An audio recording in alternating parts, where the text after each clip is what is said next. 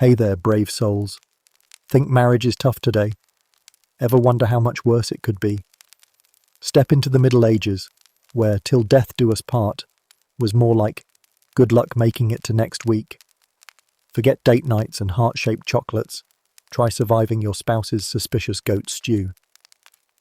Tonight, we're diving headfirst into the world of medieval matrimony, a land where love was optional, consent was a suggestion, and your spouse might just trade you for a goat.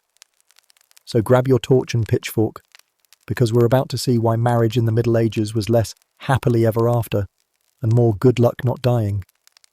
And hey, if you're brave enough to stick around for more medieval misery and maybe a laugh or two, don't forget to hit that subscribe button, because if there's one thing worse than medieval marriage, it's missing out on the next episode of historical horror. Congratulations, you've just been sold off in marriage. Good luck with that. No, seriously, best of luck, because in the Middle Ages, "I do" was less about love and more about politics, property, and praying you didn't get sold twice. Think of it like a medieval rummage sale, except instead of old candlesticks and rusty armour, the merchandise is you. Marriage in the Middle Ages wasn't a romantic stroll through a flower garden. It was a transaction, a deal sealed with a handshake, a few coins, and maybe a pig or two if your family was feeling generous. Forget modern ideas of soulmates and sunset beach proposals. Here, love was the last thing on anyone's mind. Your parents didn't care if you were attracted to your future spouse. Hell, they didn't even care if you liked them. What mattered was land, alliances, and securing a few extra chickens in the barnyard. If you were a noble, marriage was your family's ticket to political power. Dowries were strategic weapons, alliances forged and broken faster than you could say consanguinity. Entire kingdoms rose and fell based on who got hitched to whom. Your wedding was a business merger, your spouse a living, breathing asset. You were the medieval equivalent of a corporate takeover, only with fewer spreadsheets and more lice. Now, let's talk about your betrothal. You might think you'd have some say in the matter, but let's be real. Most people were betrothed before they could spell their own names. If you were lucky, you'd meet your future spouse at the wedding. If not, you'd meet them in the morning when they'd help you shovel manure. Either way, your opinion didn't matter. You were a piece on someone else's chessboard, and your parents were the players. Speaking of parents, let's not forget the charming tradition of the bride price or dowry. Basically, it was the medieval version of pay to play. If you were the bride's family, you had to cough up a small fortune, livestock, silver, maybe a patch of land, just to convince some half-decent suitor to take your daughter off your hands. If you were the groom's family, you'd get to pad your estate with a few more sheep and maybe a new plough. Everyone wins, except of course the bride, who's now property with a price tag. The wedding itself was an event to remember, assuming you didn't black out from the mead. Forget white dresses and floral arrangements. Medieval weddings were about as romantic as a public hanging. Guests didn't come to witness your love story. They came for the food, the beer, and the chance to gossip about your dowry. The bride might wear her best homespun tunic, complete with a wreath of withered herbs if she was lucky. The groom might don his least stained tunic, bonus points if it didn't smell like the pigsty. The ceremony was often conducted on the church steps, holy enough to count, but convenient for everyone to watch. The priest would rattle off the Latin, the couple would mumble their vows, and just like that, bam, you're legally stuck together. No dating apps, no romantic getaways, just a lifetime commitment you probably made before you finished puberty. Then came the feast, where everyone got drunk enough to forget that the bride might be crying in the corner and the groom was trying to remember her name. Food was basic, stale bread, questionable meat, and enough ale to float a longship. Entertainment was provided by your drunk uncle, who might wrestle a chicken for laughs, and your cousin, who'd try to seduce the bride's sister. Ah, medieval family values. And now, the wedding night, where romance went to die. Picture a half-rotted straw mattress, a blanket that doubled as a chicken coop, and the entire household within earshot. Privacy? That's a modern invention. Back then, everyone slept in the same room. Family, servants, livestock, and that nosy neighbour who always wanted to know your business. If you were lucky, you might get a thin sheet hung from the rafters, but even that couldn't block the sounds of your brother snoring 3 feet away. Once the marriage was consummated, and yes, the church insisted on that part, no skipping the fun, you were officially bound together for life. Divorce? Not a chance. The church made sure of that. Marriage was sacred, holy, and absolutely non-refundable. The only way out was death, yours or your spouse's, and even then, you might just get remarried to the next unlucky soul your family picked out. Of course, the church wasn't just a wedding officiant. They were the ultimate marriage counselors too. They controlled who you could marry, when you could marry, and even if your cousin was too closely related. Though let's be honest, they looked the other way when it suited them. They preached about marital duty and obedience, conveniently ignoring that the entire system was designed to benefit the powerful and keep everyone else in their place. So, congratulations. Your life is now officially intertwined with someone who might hate you, who might smell like wet hay, and who definitely expects you to bear children or plough fields depending on your assigned role. Romantic, right? But hey, at least you're not alone. Your neighbours are in the same boat, and if you're lucky, you'll die before you have to share a bed with the family goat. Marriage in the Middle Ages was less about partnership and more about property management. It was a contract, a duty, a survival strategy. Love was a luxury most people couldn't afford.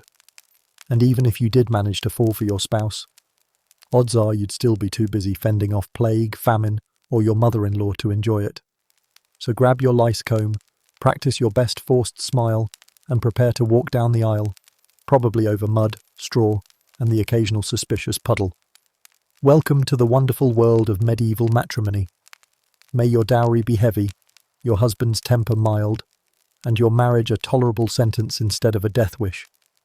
Because in this game of survival, love is optional, but alliances, property, and a good set of teeth, those are forever. Cheers to that. So, you've been sold off to marriage, your fate sealed with the enthusiasm of a pig in a butcher's yard. But before you can even say, I do, let's see how your family negotiated the deal, with all the subtlety of a market hag selling rotting turnips. Welcome to the medieval marriage market, where love is optional, but livestock is mandatory. Think of it like a medieval eBay, only with fewer shipping options and more fleas. If you thought your last breakup was rough, imagine having to negotiate your next relationship with your neighbour's goat watching. Because in the Middle Ages, marriage wasn't a question of will you, but how many cows is she worth? In medieval society, marriage was the ultimate family power move. Forget candlelit dinners, chocolates, or love at first sight. This was a world where your parents haggled over your future like merchants at a market stall. If you were a noble, marriage was a cold-blooded game of thrones. If you were a peasant, it was a survival strategy with a side of social climbing. Either way, your heart had about as much say as a chicken at a banquet. Let's talk dowries. The dowry was the ticket price for getting your daughter a place at the marital table. It could include land, money, livestock, or if you were feeling especially fancy, a small sack of silver coins that smelled suspiciously of the last barn it was stored in. A hefty dowry could buy you a decent estate, or at least keep your neighbours from laughing at your family's meagre holdings. For peasants, the dowry might just be a goat, a worn-out plough, and a firm handshake from the village priest. Either way, the message was clear. Your daughter was only as valuable as the assets you could throw into the pot. But the groom's family wasn't off the hook either. Enter the bride price. This was like paying rent on your wife-to-be, a polite way of saying, we'll take her off your hands, but here's some compensation for the loss of your household labour. Think of it as the medieval version of a signing bonus, minus the contract lawyers and with way more chickens. The negotiation process was a strategic game of social chess, complete with backstabbing uncles and scheming mothers-in-law. Families sized each other up like they were at a livestock auction. Your daughter comes with how many acres? 3 goats? A small army of turnips? Done deal. These deals were hammered out in smoky halls over mugs of suspiciously sour ale, with ink-stained scrolls listing every detail down to the last dented cooking pot. And let's not forget the church, the ultimate medieval wedding planner with a flair for rules and zero chill. From the 12th century onward, marriage was declared a sacrament. That meant the church now had the divine right to poke its nose into everyone's business. Want to marry your second cousin? That'll be a no unless you pay for a dispensation, basically a get-out-of-incest-free card. The church also regulated when you could marry, definitely not during Lent, who you could marry, no one too closely related unless you were royalty, and whether your marriage was valid in the first place. Spoiler alert, it usually was, unless the dowry was late. Picture this, a medieval scribe, quill in hand, drafting your marriage contract by candlelight. These weren't Hallmark love letters. They were legal documents straight out of a bureaucrat's fever dream. They listed who owed what, who got what, and how much it would cost if the bride suddenly decided she'd rather become a nun. Think prenup, only with more livestock and a lot more guilt. Once that contract was signed, probably with your father's trembling hand guiding yours, you were locked in tighter than a monastery door at midnight. For the nobility, the stakes were even higher. A single marriage could forge alliances, secure borders, or ignite wars that would make your head spin. Kings and queens used their children like chess pieces, arranging marriages that spanned continents and generations. A French princess might find herself shipped off to England, expected to smile at a husband she'd never met and secure an alliance with a country she couldn't stand. One wrong move, like marrying the wrong cousin, and you could plunge your kingdom into decades of war. The Wars of the Roses? Half the blame goes to messy marriage politics. But let's not pretend the peasants were free from this game. For them, marriage was a ticket to survival, a partner to help till the fields, raise the kids, and maybe keep the lice population under control. The local lord or priest might have a say, especially if he fancied himself the matchmaker of the year. If the village needed to keep 2 feuding families from killing each other, a marriage between their children was the medieval equivalent of conflict resolution, and if you thought you could say no, well, good luck with that. Sometimes betrothals were arranged before the couple could even walk. Nothing says romantic like your parents promising you to the neighbour's newborn son because he came with a half-decent plot of turnips. If the deal fell through, maybe the turnips rotted, or the groom's family couldn't scrounge up the dowry. It was a scandal worthy of village gossip for years, and once that agreement was made, breaking it was harder than finding a clean spoon at a medieval feast. Oh, and let's talk fairness, because there wasn't any. A girl could be traded off for a handful of sheep and a dented cauldron, and no one would bat an eye. A boy might find himself stuck with a spouse whose family feud was longer than the village's list of taxes. And once the ink dried, everyone expected you to smile, produce children, and pretend like you didn't hate each other's guts. Because in medieval times, your personal happiness ranked about as high as a peasant's bathwater. Want to annul the marriage? Good luck. Unless you could prove you were related, which, to be fair, was always a possibility, or your spouse conveniently died. Hey, accidents happen. You were stuck. The church rarely granted divorces, so your only real hope was a sudden plague outbreak or a suspiciously timed accident involving a hayloft. And here's the kicker. Even if love somehow crept into the equation, it usually had to play second fiddle to politics. A noble might have a secret lover, but that didn't mean he'd marry her. Marriage was for alliances, property and heirs. Love was for bards, troubadours, and secret rendezvous in drafty castle corridors. If you wanted romance, you'd have to settle for stolen kisses behind the chicken coop, and hope the chickens didn't talk.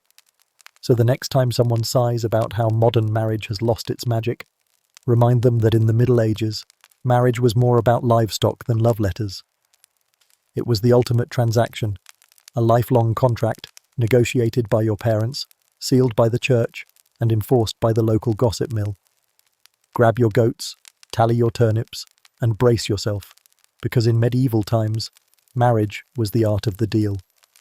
And the only thing more binding than that contract was the plague that might carry you off before you even got to enjoy it. Cheers to that. After your parents have sold you like a prize heifer, and probably argued over how many chickens they get in return, it's time for the big day. So, grab your finest tunic, because nothing says true love like a wedding where you're the only one not celebrating. Welcome to your wedding day. This is supposed to be the happiest day of your life. Assuming your idea of happiness includes being paraded around like a prize cow, while every relative you've ever met, and half the ones you haven't, drink themselves into a stupor. Medieval weddings were like a barnyard brawl, with more mead and fewer rules, equal parts celebration, political conference, and livestock auction. And you, dear bride or groom, are the unfortunate centerpiece of the whole affair. Let's set the scene. Forget about white dresses, floral arrangements, or any semblance of personal space. A medieval wedding was more likely to take place in the village churchyard or the courtyard of a drafty stone castle. Decorations? If you were lucky, there might be a few sprigs of herbs tacked to the door, maybe a ribbon or two if your cousin felt artistic. The smell? A heady blend of sweat, stale ale, goat, and last week's mystery stew. The guest list wasn't exactly exclusive. Everyone, and I mean everyone, showed up.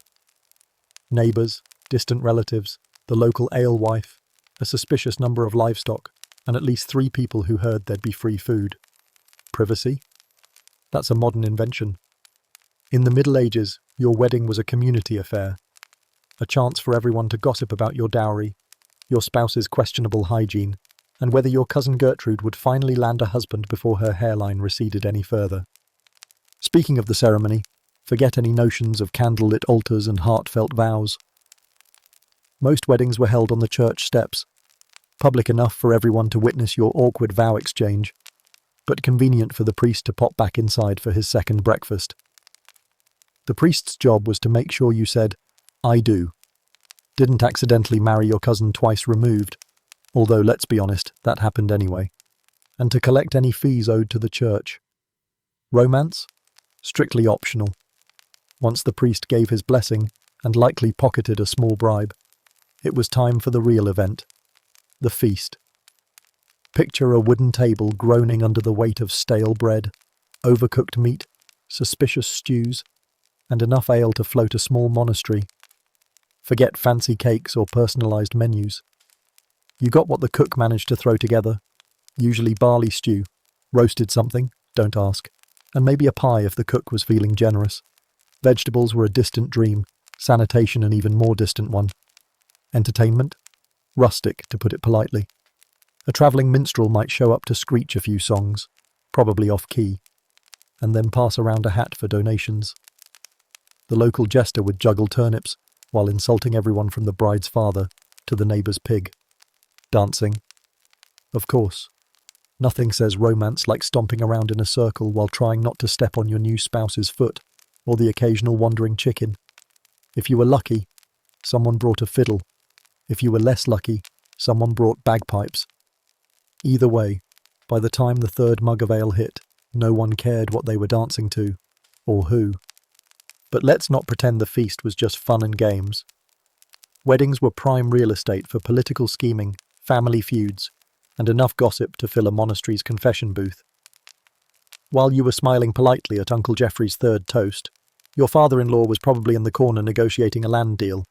Your cousin was trying to marry off her daughter to anyone who'd look at her twice, and the local lord was reminding everyone that he still owned your best cow. If you were the bride, congratulations. You got to stand there looking pretty, while everyone judged your fertility prospects, the state of your hair, and the quality of your family's dowry. If your parents were well off, you might sport a new gown. If not, homespun wool that smelled suspiciously of last week's stew would have to do. Jewellery was optional, borrowed at best, and makeup consisted of hoping the kitchen fire didn't leave too much soot on your cheeks. For the groom, the expectations were equally grim. You were supposed to look clean-ish, wear a belt that didn't smell like fermented turnips, and stand tall enough to look like you knew what you were doing, even if you'd never so much as spoken to your new wife. You'd have to endure congratulatory backslaps from every half-drunk uncle, nod politely at every questionable joke, and pretend you weren't wondering if your bride's father was going to ask for the dowry back in turnips. Then came the bedding ceremony, everyone's favourite blend of awkwardness and medieval group participation. Some traditions involved the entire wedding party escorting the couple to the marriage bed, singing songs, tossing flower petals, or, if they were especially enthusiastic, lingering to make sure everything worked properly. Privacy? Ha! Your wedding night might include half the village in attendance, offering helpful tips, and the occasional unsolicited demonstration. Nothing says romance like your grandmother's best friend, critiquing your technique from the sidelines. Once the feast wound down, the ale ran dry, and the last uncle passed out in the straw, you'd find yourself married in the eyes of God, the church, and every nosy villager for miles around. Congratulations, you are now locked in for life. No takebacks, no refunds, no modern divorce courts. From that day on, your marriage was as public as a bear-baiting tournament, and everyone would be watching to see if you'd produce enough heirs to keep the family line and gossip going. Of course, if you thought the wedding was all fun and games, think again. Weddings were also political minefields. Every toast could be a subtle jab at someone's questionable parentage. Every compliment to the bride might be an insult to the groom's manhood. Every second cousin's congratulatory hug might be a prelude to a land dispute. Families jostled for status, alliances were formed and broken over a single mug of mead, and the wrong word at the wrong time could ignite a feud that lasted generations. So raise your mug, stomp your feet, and try to look happy. Because in the Middle Ages, a wedding was less about romance, and more about survival, status, and making sure the local lord didn't confiscate your best cow. Cheers to that. The party's over, the feast has been picked clean, and the last lute player has passed out in a ditch. Now it's time to focus on the bride, the star of the show, whose entire worth is measured in dowries, obedience, and her ability to pop out heirs like a medieval Pez dispenser. Congratulations, you're the bride. By congratulations, of course, I mean condolences, because in the Middle Ages, being a bride wasn't about romance. It was about being property with a pretty bow tied around you. From the moment you were born, you were marked as a transaction, a living, breathing dowry in a scratchy, homespun dress. Let's unpack that delightful medieval gift bag, shall we?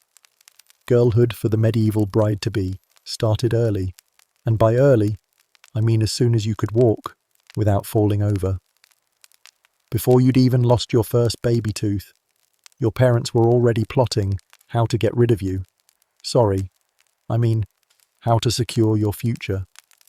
To them, you were less darling daughter and more dowry delivery system. Every new dress or goat you received as a child wasn't just a gift. It was an investment in your eventual auctioning off to the highest bidder.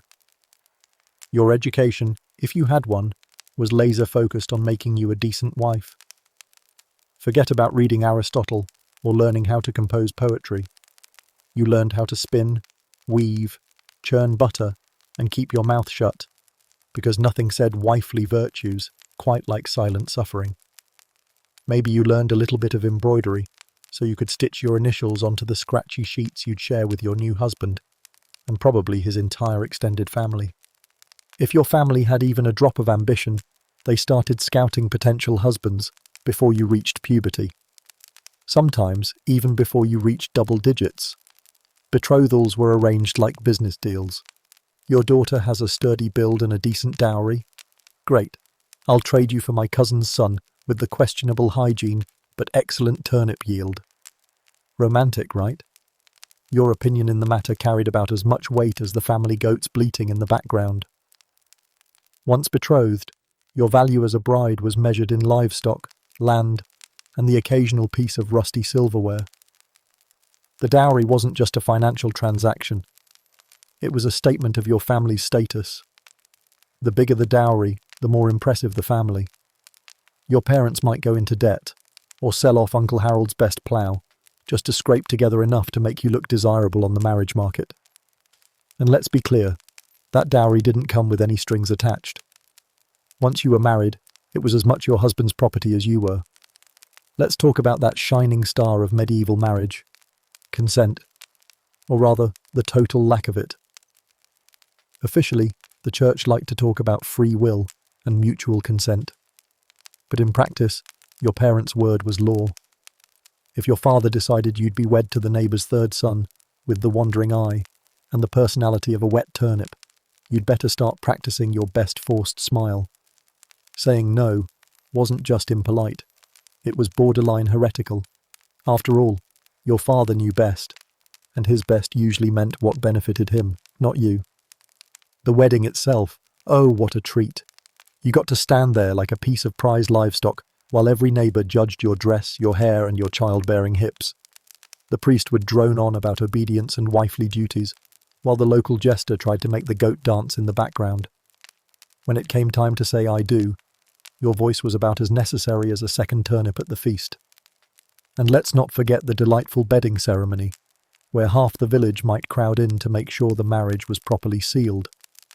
Because nothing says romance like a bunch of unwashed peasants chanting encouragement while you tried not to die of embarrassment. Now that you're married, you'd think the fun would stop there. Think again. Your new life was a never-ending to-do list of obedience, household management, and making sure you produced enough heirs to keep the family name alive. Obedience wasn't just encouraged, it was legally enforced. Medieval law codes spelled out your wifely duties with all the tenderness of a rusty sword. You were expected to obey your husband in everything, his whims, his moods, his sudden desire to buy another goat farm, even his questionable sense of fashion. Step out of line? Congratulations, you'd just given your husband permission to correct you, often with a stick, belt, or whatever else he had lying around. Medieval society called this reasonable chastisement. You'd probably call it domestic abuse. But let's not quibble over semantics. After all, what's a little bruise compared to your husband's bruised ego? But wait, there's more. Let's not forget the charm of the medieval pregnancy experience. As soon as you were married, the entire village expected you to pop out children faster than rabbits on a warm spring night. Every pregnancy was both a blessing and a gamble, because with no prenatal care, no real understanding of infection, and the occasional wandering plague, childbirth was about as safe as juggling swords blindfolded. Survival rates? Let's just say a flip of the coin might be optimistic. Even if you survived childbirth, your work was far from done. You were expected to raise the kids, manage the household, feed the family, keep the fires burning, help in the fields during planting season, spin wool, patch clothes, make soap, and, just for fun, keep an eye out for rats, wolves, and the occasional Viking raid. Your husband might help by grumbling about taxes or showing off his latest jousting injury. But the bulk of the responsibility landed on your stooped and exhausted shoulders. Let's talk about fashion. Because who doesn't love a good laugh? Your wedding dress might be your best outfit, worn until it literally fell apart. After that, it was hand-me-down tunics, second-hand veils, and whatever homespun wool you could scrounge up. Shoes? If you were lucky, you got a pair of clunky leather things that let in water every time it rained, which was always. Jewellery? Maybe a single iron brooch if you didn't mind the rust stains. Because nothing says I'm a desirable wife quite like an accessory that doubles as a tetanus risk. What about your own desires, your dreams, your plans? Those were about as welcome at the table as a rat in the breadbasket. You were expected to suppress your own wishes and bend to the will of your husband, your father, and sometimes the neighbour who insisted he knew best about how many children you should have.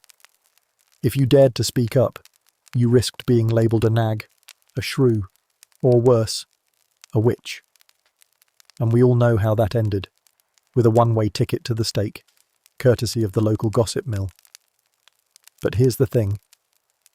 Even in this bleak landscape of forced obedience and dowry-driven transactions, some women found ways to fight back. Some ran away, though catching a lift out of town wasn't exactly easy with no money and half the village watching. Some found lovers, risky business, but hey, desperate times. Some wielded their household influence like a dagger, subtly maneuvering family affairs behind the scenes. Some even became nuns, where at least they got their own cell, a library, and maybe the occasional decent meal. Still, for most brides, medieval marriage was a lifetime sentence. No appeal, no parole, no conjugal visits from hope. So the next time you hear someone sigh about the good old days, just imagine being 13, handed over like a prize pig at the local fair, and expected to obey, breed, and serve without complaint. Because for the medieval bride, the wedding was just the beginning of a life spent in service to everyone but herself. So raise a mug of mead, or at least a suspicious cup of ale, and toast to all the medieval brides who endured it all, with a forced smile and a silent prayer that the next life might be better. Cheers to you, the property in a dress. While the bride's figuring out how to survive her new life as decorative livestock, let's not forget the groom. After all, he's the one stuck with managing a household that runs on equal parts sweat, superstition, and bad luck. Congratulations, you're the groom. In medieval times, that meant you were now officially responsible for everything. Your bride, your household, your livestock, your fields, your in-laws, basically the entire messy carnival of medieval life, all rolled up into a single, glorious headache. Think of it like inheriting a castle and then realizing it's on fire. Except the pig bites and the turnips talk back. Welcome to the exhausting, often thankless, and always flea-ridden world of the medieval husband. Let's start with your new home. If you were lucky, and by lucky I mean born to a noble family with at least one surviving castle wall, you might inherit a drafty stone fortress complete with battlements, moat, and the occasional rat infestation. For everyone else, home was a one-room wooden hut with a dirt floor, a thatched roof that leaked every time it rained, and a suspicious smell that no one wanted to talk about. Either way, it was your responsibility. If the roof collapsed, the walls fell in, or the chickens nested in the rafters, guess who got blamed? That's right, you. Managing a medieval household was less about domestic bliss and more about constant crisis management. Your wife needed resources to run the place, like a functioning oven, an actual bed that didn't crawl, and enough firewood to keep everyone from freezing to death. The livestock wandered off, the well dried up, the pigs broke into the vegetable patch again, and the neighbour's goat developed an unhealthy interest in your turnips.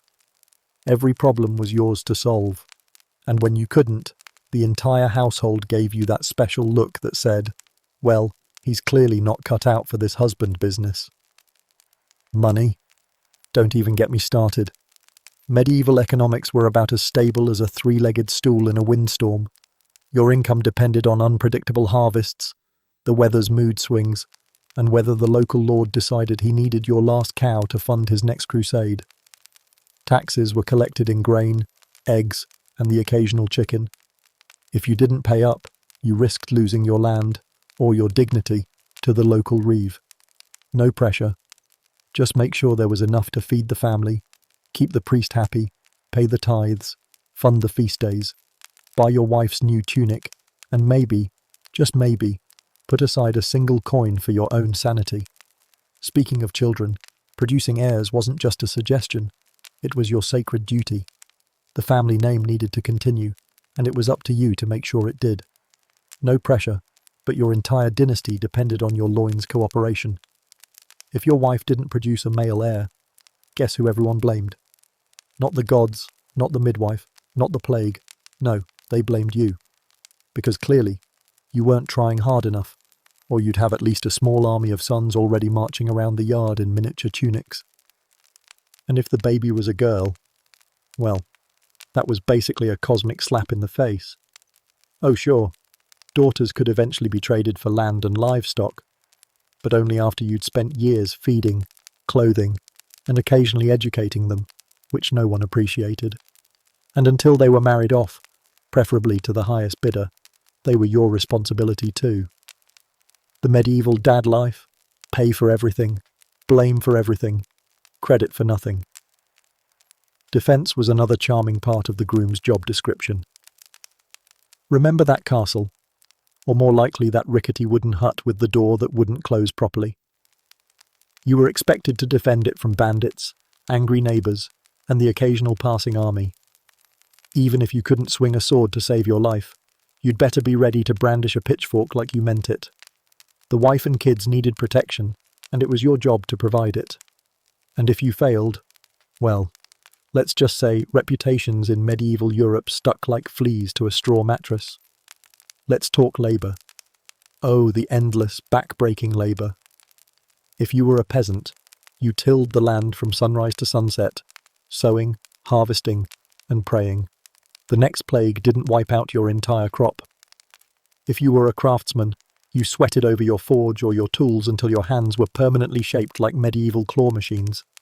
And no matter what, you were also expected to help repair the roads, mend the local lord's fences, and show up for every church festival with a token of gratitude. Because nothing said, good Christian husband, like hauling a sack of turnips to the priest on feast day. Social expectations were the icing on the plague cake. As the head of the household, you were supposed to be wise, strong, decisive, and never, ever show weakness. You had to hold the family together like a one-man band, juggling finances, defending the homestead, raising children, and charming the local priest with polite small talk. You were also expected to drink, heavily, because frankly, it was the only way to cope with the lice, the taxes, and the suspicious looks from your in-laws. Too much ale, though, and suddenly you were the village's cautionary tale, and no one would let you forget it. If your wife didn't obey, guess whose fault that was? Yours, of course. You were supposed to be the household's moral compass, its protector, and its spiritual guide. If she didn't keep the hearth clean, the children quiet, and the neighbours from gossiping, it was a direct reflection on your manhood.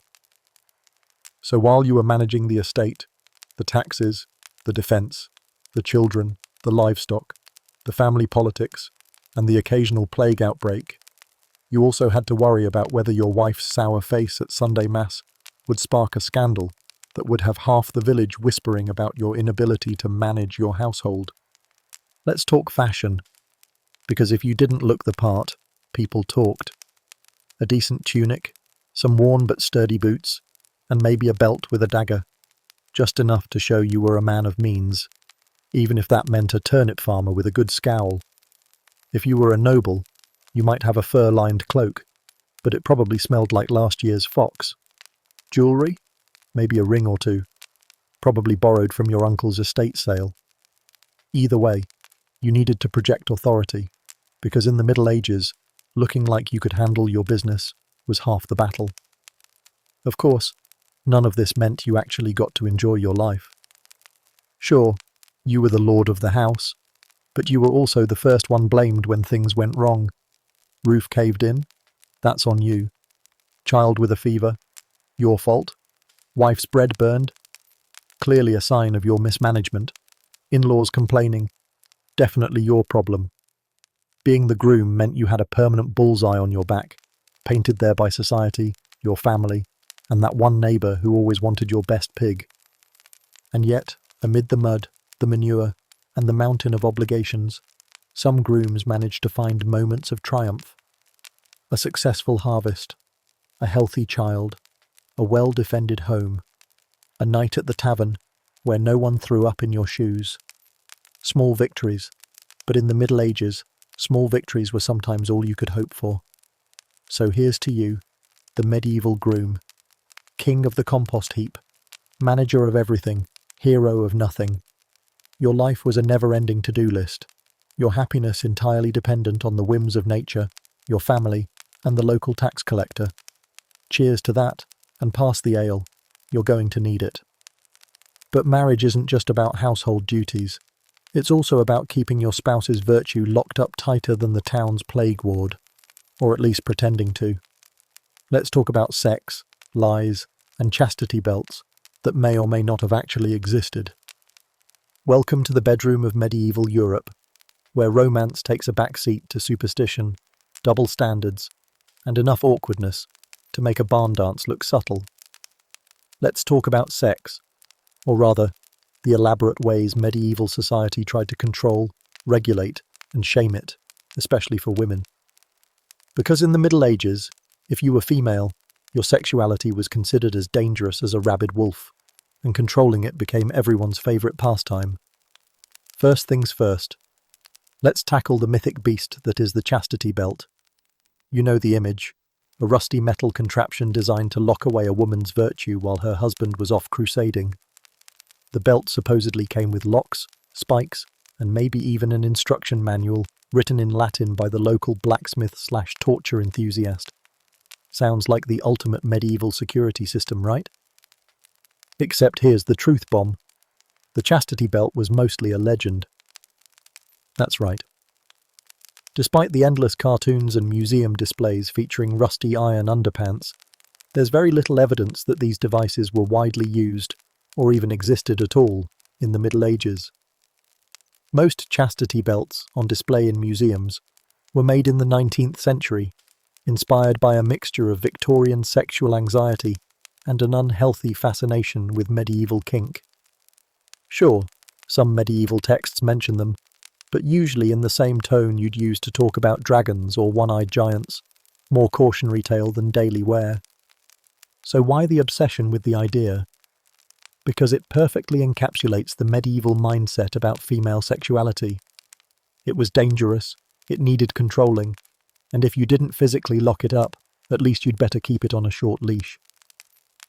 The church was more than happy to help with that. Preachers warned that women's bodies were gateways to sin, temptation, and pleasure, something God apparently frowned upon unless it was accompanied by vows of marriage, prayers for male heirs, and absolutely no fun whatsoever.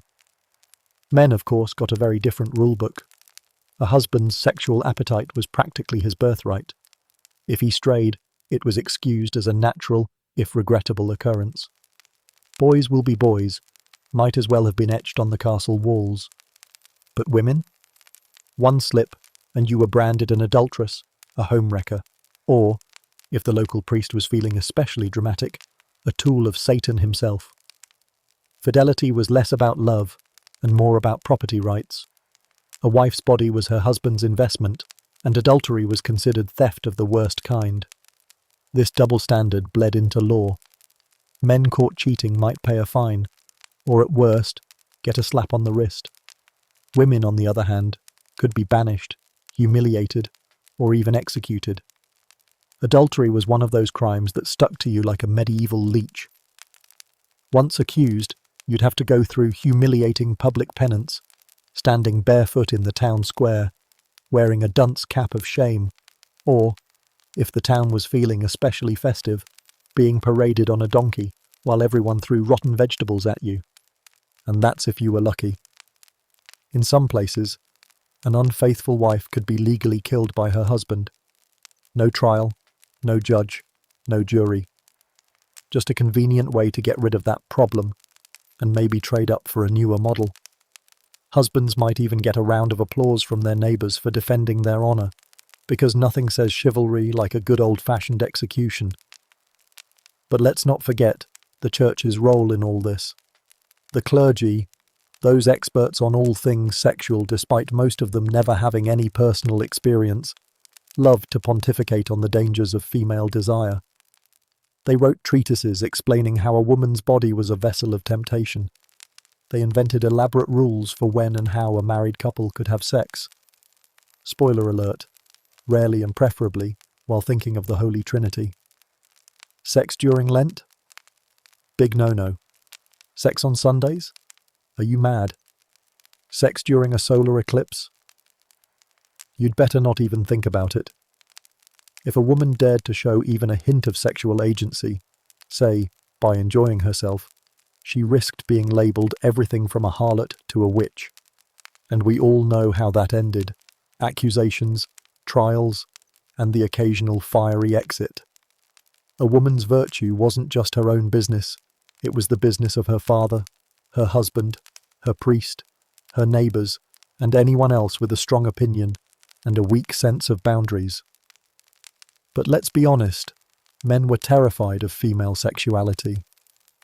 They saw it as a force that could unravel their carefully constructed world of male privilege, property rights, and fragile egos. So they invented ways to control it. Confessions, penances, humiliating punishments, and yes, the myth of the chastity belt. The belt itself might have been a fantasy, but the impulse behind it, fear of female autonomy, was very real. Of course, the practicalities of controlling a woman's sexuality were about as effective as using a net to catch smoke.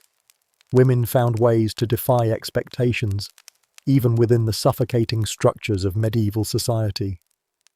Affairs happened, some secret, some semi-public, some downright scandalous. Lovers met in moonlit fields, behind barn doors, or even in confessional booths. Don't tell the priest. There were cases of women disguising themselves as men to escape unwanted marriages.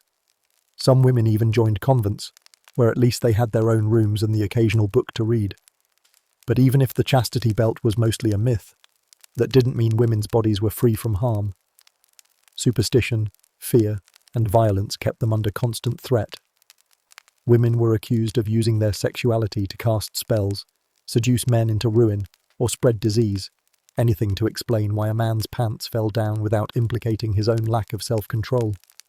Medical experts, and I use that term lightly, warned that too much sex could make a woman's womb wander around her body, like a bored medieval tourist looking for the next tavern. The solution? Marriage, childbirth, and prayer. Preferably all at once. And let's not forget the remedies for female desire. If a woman was deemed too lusty, doctors might prescribe cold baths, bloodletting, or a good old-fashioned exorcism. Because nothing says medical science like a priest with a bucket of holy water yelling at your ovaries. In all of this, the underlying message was clear. A woman's sexuality was dangerous, shameful, and needed to be contained. If she dared to claim it, she risked everything: her reputation, her family, her life. And while men had their own challenges in the bedroom, like hygiene for starters, they didn't have to worry about a rusty iron contraption clamped around their groins.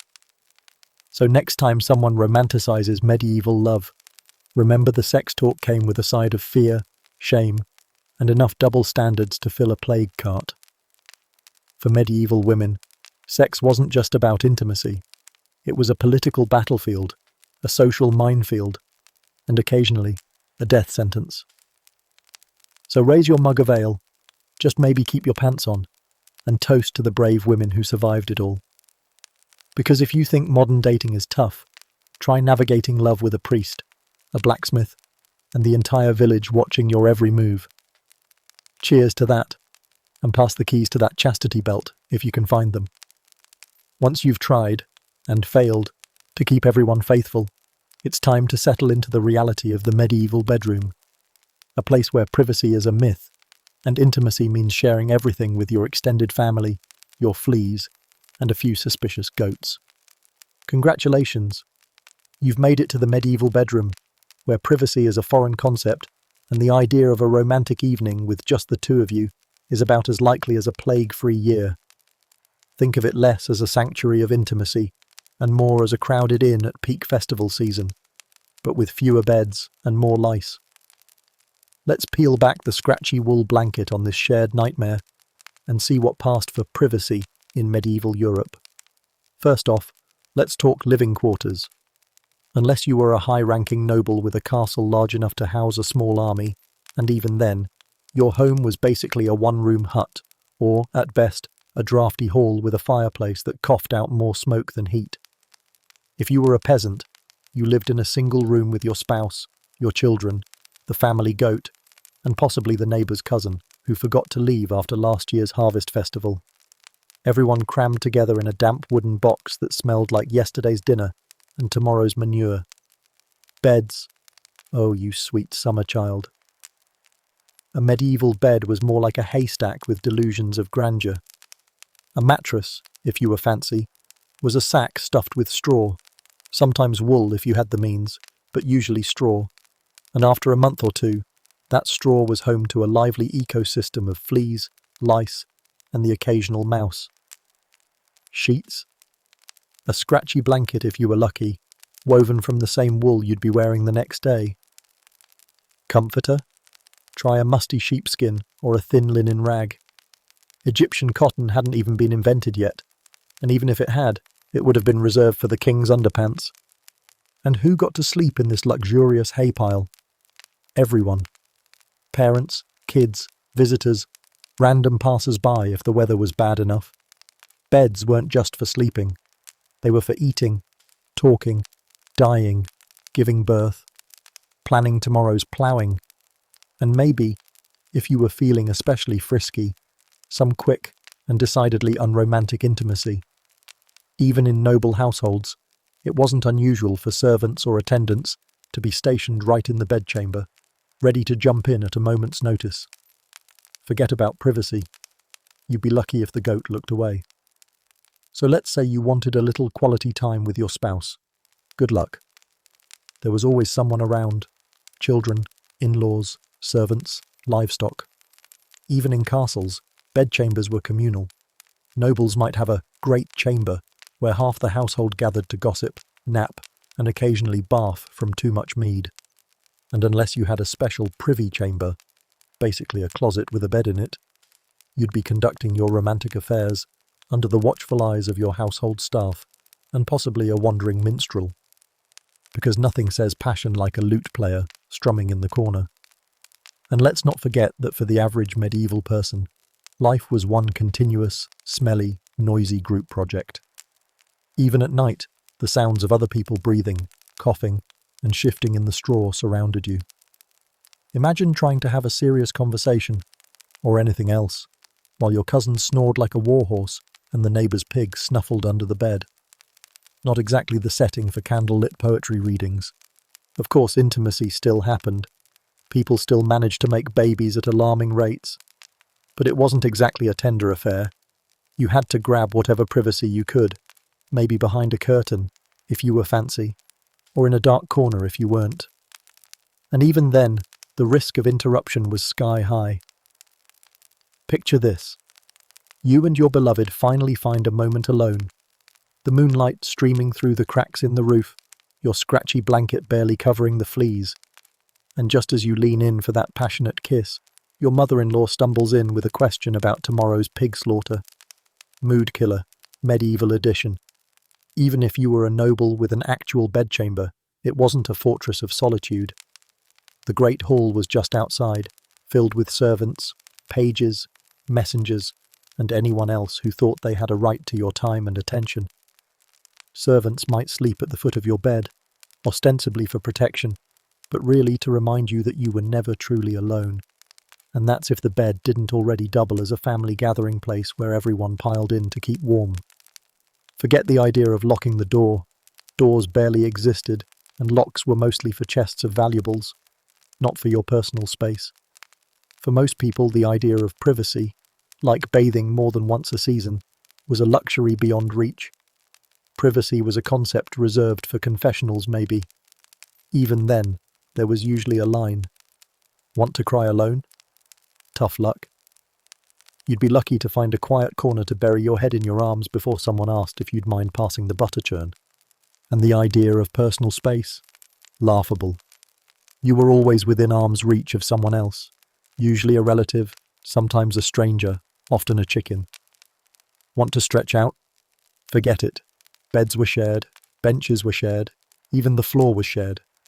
People didn't just live together, they lived on top of each other, like a never-ending family reunion where everyone forgot to shower. But here's the kicker. Even with all that lack of privacy, the rules of propriety were strict.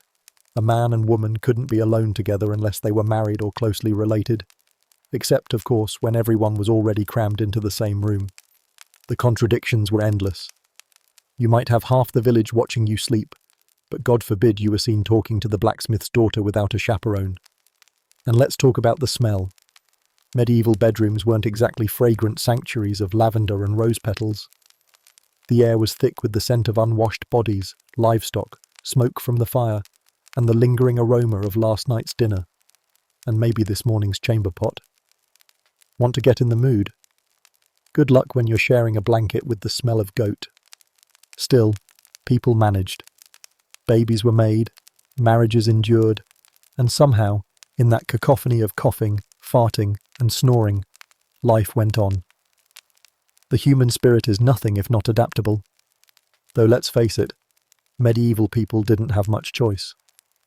So next time you complain about your roommate's loud music, or your partner leaving socks on the floor, just remember, at least you don't have to share your bed with your entire extended family, the local chicken, and 3 generations of fleas. In medieval Europe, privacy was a pipe dream, a luxury reserved for the afterlife. So raise a mug of ale to all the medieval couples who managed to find a moment of intimacy amidst the chaos. Because when privacy was as rare as a bath, and as hard to hold on to as a greased pig, you learned to take what you could get. Cheers to that, and don't forget to check your blanket for livestock before you climb in. But all that sharing inevitably leads to one thing: kids. Lots of them. So let's wade into the murky waters of medieval childbirth, where every push was a prayer, and every baby was a miracle, if it survived. In the grand medieval game of life, if you were a woman, your worth was pretty much tied to how many times you could pop out a healthy heir before your luck, or your body, ran out. Having babies wasn't just a family matter. It was a dynastic obligation, a survival strategy, and a social necessity, all rolled into one. Forget romantic notions of motherhood and nursery rhymes. Medieval childbirth was a high-stakes gamble, where the prize was a living child, and the consolation prize was, well, probably death. Let's start with the pressure. A medieval bride didn't just marry her husband. She married the entire family's expectations of producing sons. Daughters were acceptable, eventually tradable, but sons were the real jackpot. Every mother-in-law from here to Jerusalem expected you to fill the house with squalling infants. No pressure, right? Congratulations on your marriage. Now get busy making heirs before the midwife dies of boredom. And the clock was always ticking. Women were expected to start as soon as the ink was dry on the marriage contract, often around the time they were old enough to be learning how to churn butter. Contraception, by the way, was about as sophisticated as a wish and a prayer. Sure, there were herbal remedies, like pennyroyal tea, which might also poison you, and some creative uses for amulets and charms. But mostly, it was cross your fingers and hope your husband falls asleep after his 3rd tankard of ale. Once pregnant, you entered a medieval obstacle course of superstition, poor hygiene, and sheer luck that made childbirth look like a live-action plague documentary. Childbirth itself was considered both miraculous and terrifying, a magical mystery tour through pain, danger, and spiritual anxiety. The midwife was your lifeline, a combination nurse, doula, and local gossip, armed with a handful of herbs, a few prayers, and an impressive tolerance for screaming. Midwives were usually older women who'd seen enough births to know when to shout encouragement and when to start reciting prayers for the soul's safe passage. And let's not forget the setting. Forget cozy hospital rooms and painkillers. You were giving birth on a straw mattress in a smoke-filled room that doubled as a kitchen, living room, and occasional goat shed. The smell was less sterile medical environment and more stale beer mixed with damp hay. Privacy? A luxury. Anyone who happened by, neighbours, relatives, the local priest, might pop in to offer advice or just gawk at the spectacle. Pain relief was a medieval joke. No epidurals, no gas and air, just the occasional herbal concoction that might also induce hallucinations. Midwives sometimes tied charms around the labouring woman's neck, little religious icons or bones, because why not add a touch of horror movie to an already traumatic event? Some believed that a woman's pain in childbirth was punishment for Eve's original sin. So too bad. Scream all you want. Others recommended reciting prayers or focusing on holy relics to distract from the agony, because nothing says comfort like staring at a mouldy bone fragment while your pelvis feels like it's splitting in half. Superstitions were a core part of the childbirth experience. You might be told to avoid looking at anything frightening lest the baby be born deformed. Or you'd be warned not to mention wolves or bears, because the child might be born hairy. Midwives sometimes whispered incantations, or made the sign of the cross over the womb to ward off demons. And if things went south, and they often did, everyone prayed like mad, while also preparing for the worst. The worst, of course, was death, either the mother, the baby, or both. Maternal mortality was horrifyingly common, and losing a newborn was practically expected. You didn't get a baby shower. You got a baptism within hours of birth, just in case the infant didn't make it to the end of the day. Babies who died unbaptized were believed to wander in limbo for eternity, so the midwife's first priority was to pour holy water on the baby's head, if it looked like things were heading south. Sometimes, if no priest was available, the midwife herself would perform an emergency baptism, a spiritual fire drill to save the baby's soul. And let's not forget about postpartum. Surviving childbirth was only the beginning. Women were expected to jump straight into motherhood, nursing, cooking, working the fields, often while still bleeding and barely able to walk. No maternity leave, no rest. Just pick up the baby and get back to weaving or tending the livestock, because life in medieval Europe waited for no one, least of all an exhausted new mother. Then there were the husbands. For them, childbirth was usually a spectator sport, if they bothered to attend at all. Most medieval men considered the birthing chamber off-limits, too bloody, too noisy, too female. Some men would pace outside like nervous squirrels, waiting for news. Others were probably at the local tavern, raising a mug to the heir and hoping it was a boy. If the baby was a son, congratulations. Pass the ale.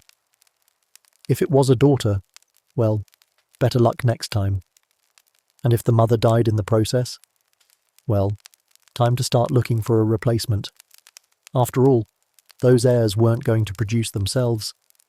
Childbirth didn't just shape families, it shaped society. Every heir was a political pawn, a future labourer, or a potential marriage alliance. Noble women's wombs were practically state property. Queens and princesses were expected to churn out children like a political bakery. The stakes were high. A barren wife could be cast aside, sent to a convent, or worse. A prolific one was celebrated, at least until her 10th child killed her. It wasn't all doom and gloom. Some births went smoothly, babies survived, and mothers lived to see their children grow up. But even then, the dangers never fully receded. Medieval children faced disease, famine, accidents, and the occasional outbreak of plague. Survival was a miracle every step of the way. Parents might watch 5 or 6 children die before one made it to adulthood. Joy was always tempered with fear, and hope was a fragile thing, easily crushed by a bad harvest, or a particularly determined case of smallpox. So the next time you hear about the miracle of life, picture it medieval style: a smoky room, a midwife chanting prayers, a screaming mother, a nervous husband in the hall, and a baby whose first breath was a gamble with fate. Fertility wasn't just a blessing, it was a battlefield. And childbirth wasn't a gentle entry into motherhood, it was a fight for survival that left scars, physical, emotional, and spiritual, on everyone involved. Raise a cup of weak ale to the medieval mothers who endured it all. The pain, the fear, the pressure, and still found the strength to rock a cradle in a world that gave them so little. Because in the Middle Ages, every birth was a miracle, every baby a victory, and every mother a survivor. And that, more than any royal lineage or knight's tale, is the real legend worth telling. Now that you've brought a few extra souls into the world, it's time to figure out just how trapped you really are. Enter the church, medieval Europe's answer to no exit, where annulments were rarer than clean bathwater.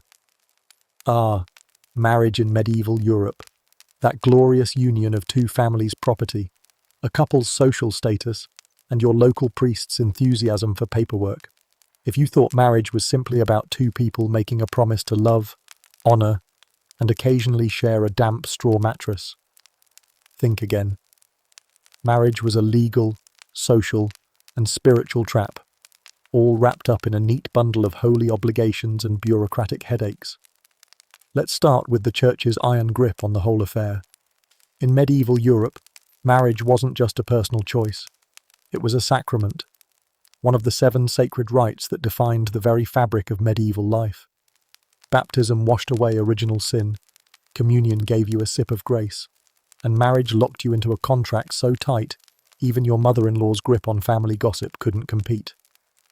The Church's message was simple. Once you were in for life. And if you didn't like it, tough. Before you could even tie the knot, you had to navigate the Church's labyrinthine process of betrothal and banns. Betrothal was basically a medieval engagement, but with actual legal teeth.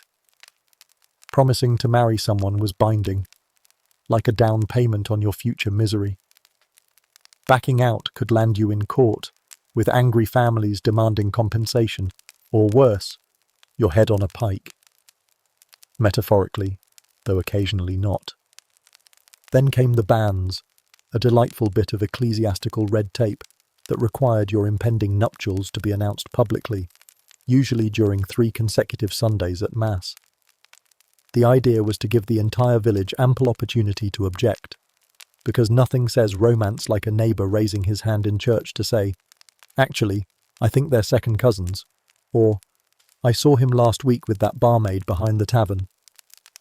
Any obstacle, like consanguinity, being too closely related, a prior betrothal, or the slight whiff of bigamy, could torpedo your wedding faster than you could say amen. Once your banns were clear, and assuming no one objected because of your suspiciously familiar family tree, it was time for the ceremony. Picture a solemn affair presided over by a priest whose idea of marital counselling was to remind you that marriage was basically a contract with God as the notary public. Vows were recited, hands were joined, prayers were said, and boom, you were married. There was no exchange of rings in most places. That came later. And no fancy cake. Though sometimes there was ale. Because let's face it, you'd need it. Now that you were legally, spiritually, and socially stuck together, let's talk about the fun part, the Church's control over every detail of your married life. Want a divorce? Too bad. The Church didn't recognize divorce. Once you were married, you were bound together until death do you part, and not just in the poetic sense. The only real way out was to die or hope your spouse did. The medieval equivalent of irreconcilable differences was, "Oops, I forgot to die first." Technically, there were a few loopholes, annulments for example, but don't get too excited. An annulment wasn't a divorce. It was a legal declaration that your marriage had never actually existed in the first place. Grounds for annulment were things like consanguinity. Hello, suspicious family trees again. Impotence. Good luck proving that one without a team of witnesses. Or coercion. Basically, you had to convince the Church that your marriage was invalid from day one. And good luck with that if you didn't have noble connections or a big sack of coins to grease the wheels. And forget about running off to the next town to start fresh. The Church's marriage laws were like a medieval version of Facebook. They followed you everywhere, tracked your status, and made sure everyone knew your business. Bigamy was a serious offence, and if caught, you could face anything from penance to excommunication to a very public shaming, involving stocks, rotten vegetables, and a lecture from the local priest. Speaking of penance, let's not forget that the Church loved a good show of repentance. Adultery, desertion, and other sins against the marital bed might earn you a place in the local stocks, a public confession in the town square, or, if your priest was feeling especially theatrical, a barefoot procession to the church while carrying a candle. Because nothing says I'm sorry, like walking a mile in your own humiliation. For women, the church's grip was even tighter. A wife was expected to obey her husband in all things, except, perhaps, her own dignity. Marital rape wasn't even a concept. The husband had an assumed right to his wife's body whenever he wanted. The church occasionally reminded men to be gentle with their wives, but let's just say that advice fell somewhere between don't beat her too often and try not to break too many bones. Consent, as we understand it today, wasn't exactly a priority. And then there were the legalities. Marriage wasn't just a spiritual affair, it was a property contract. Dowries, bride prices, and inheritance rights were all baked into the union like a particularly unappetizing meat pie. A woman's dowry could make or break a marriage agreement, and if the husband died, the church often stepped in to manage the estate. Widows were technically free to remarry, but guess who needed the church's blessing to do so? Spoiler alert, the same priest who'd been giving you side-eye since the bans were first announced. If you somehow managed to navigate all this without losing your mind, you still had to deal with confession. The church wanted to know everything, when, how, and how often you did it with your spouse. Priests asked intrusive questions, eager to make sure no one was enjoying themselves too much. Sex was supposed to be for procreation only, and definitely not on feast days, holy days, or while standing up. And if you were caught misusing the marital bed, which could mean anything from using contraception to having sex too often, you'd be prescribed penance, prayers, fasting, or maybe a public scolding. Marriage was more than a private relationship. It was a public institution regulated by the church like a particularly nosy HOA. Every aspect of it was scrutinized, from the way you got engaged to the way you managed your household.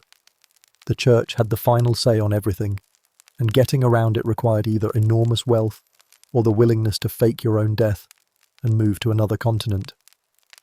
So the next time you think about medieval marriage as a romantic affair, picture it instead as a holy trap, a cage with a priest-shaped lock and no key in sight.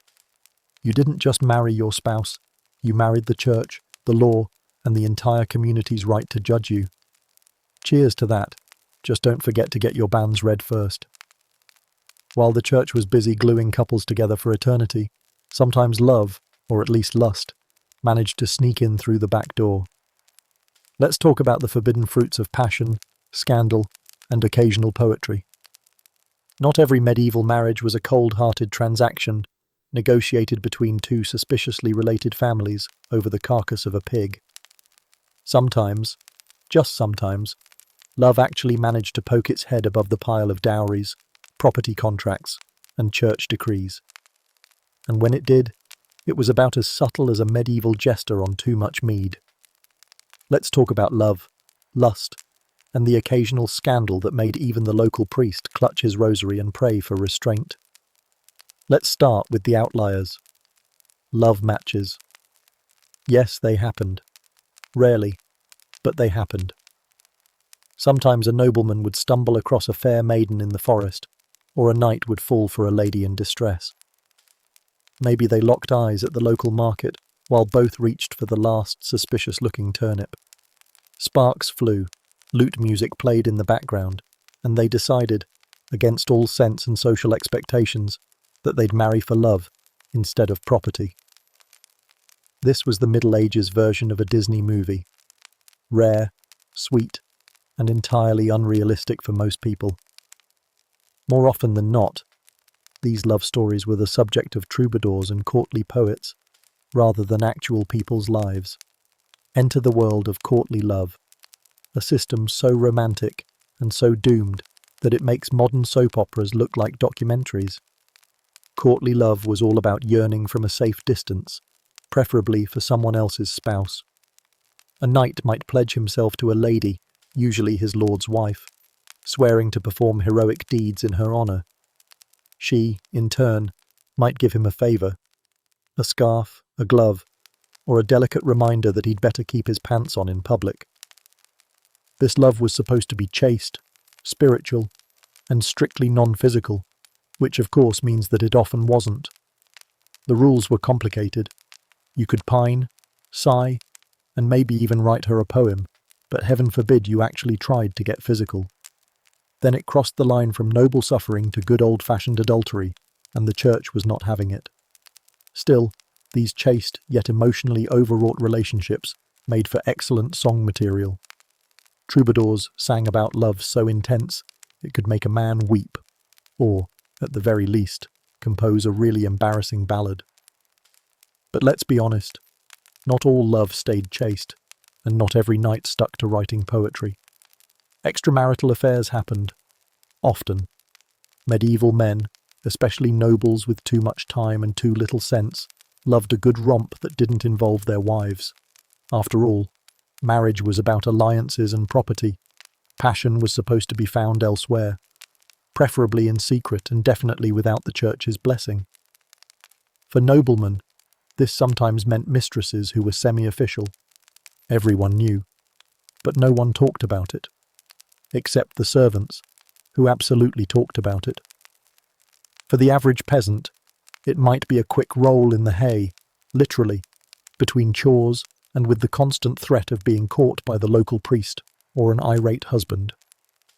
The consequences of getting caught depended on your status. A peasant woman might find herself on the wrong end of a public shaming ritual, like being paraded through the village with a sign around her neck. A noblewoman, on the other hand, might face anything from social disgrace to execution if her affair threatened the legitimacy of her husband's heirs. Because in medieval Europe, love might make the world go round, but property and bloodlines made it stop dead in its tracks. Let's not forget the scandals that set tongues wagging from London to Rome. Take, for example, Eleanor of Aquitaine, queen, political powerhouse, and occasional scandal magnate. She married the King of France, then the King of England, and may have carried on her own love affairs in between, allegedly inspiring entire generations of troubadours to sing about her charms. Or consider Abelard and Heloise, whose intellectual and romantic entanglement gave medieval Europe one of its most tragic and most gossiped about love stories. A brilliant scholar meets a brilliant woman, they fall madly in love, have a secret affair, and then get caught by her furious uncle.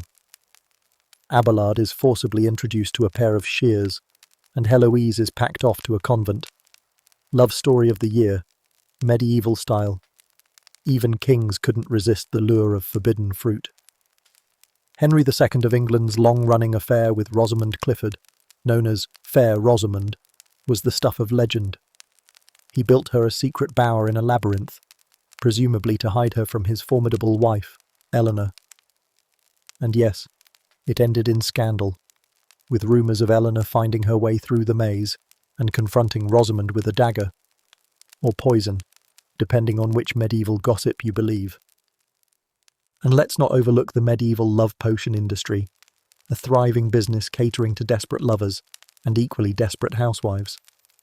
Concoctions made from herbs, animal parts, and, if you were truly unlucky, bodily fluids promised to inspire passion in even the most disinterested spouse.